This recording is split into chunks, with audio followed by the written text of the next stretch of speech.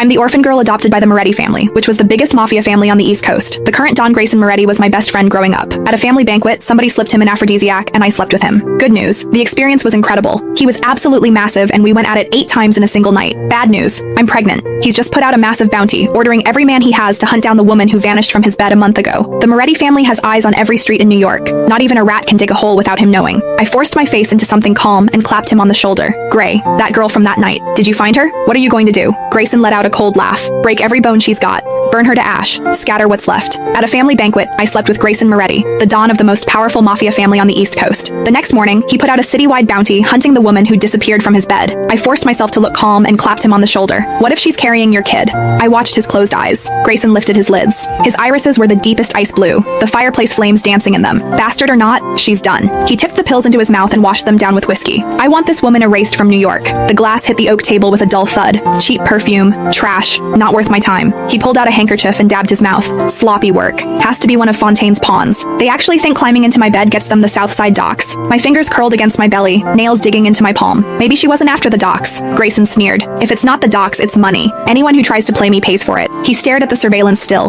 disgust in his eyes. Anyone stupid enough to pull this shit under my nose ends up in the East River. My stomach turned over. Acid rose in my throat, and I clamped my mouth shut and swallowed it back down. My esophagus burned. What's wrong? My stomach's off. I turned my head away. Grayson stood up, took the suit jacket off the back of his chair, and draped it over my shoulders. His shirt had torn open at 2 of the buttons from his earlier irritation, revealing the hard planes of his chest and the tight stretch of fabric over his cut abs. I couldn't help swallowing hard, throat suddenly dry. I couldn't help but think back to that night. I bit down hard and shook the image out of my head. Survival first. The nausea passed. I clutched the edge of his suit jacket. His gaze traveled down my face and stopped at my feet. The back of my right heel had been rubbed raw by my shoe, and blood was seeping into the leather. Grayson pulled out his phone and called Ryan, his right hand. Bring a pair of size 5 flats to the parlor. Soft soles. 3 minutes. A warmth bloomed in my chest. Was he worried about me? He hung up and dialed another number. Mia, come pick her up. Take her to the family doctor for a stomach workup. Give her 2 weeks paid leave. I don't want to see her face for a while. Mia's voice came through faintly, asking what was going on. She looks sick. It's annoying me. Right. I needed to lock in what I already knew about this man. He was cold-blooded, and he didn't go soft for any woman. Ever. Grayson hung up. Ryan came in carrying a shoebox and set the flats by my feet.